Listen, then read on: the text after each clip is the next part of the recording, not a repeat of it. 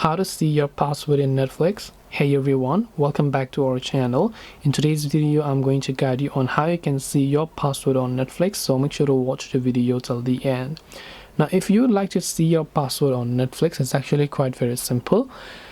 Remember that Netflix will not allow you to see your password, but there are two things that you can do.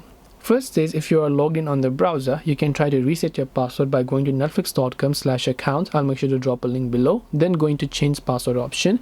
Now if you don't remember your current password, obviously the only thing you can do is tap on this forgot password option and then verify your email or phone number, and then you'll be able to reset your password. The other thing is, let's say that you are signed out, and then luckily this only works if you're actually lucky, right? So let me just scroll down a bit further below, then I'll just sign out of my account first. And once I sign out of my account, if you had happened to save the password in the browser, right? If you happen to save the password in the browser, you can actually view it by going to sign in button, tapping on this email password, then here you can say use saved password. So you can select a certain account that you like, then just tap the I button next to it in order to view that current password.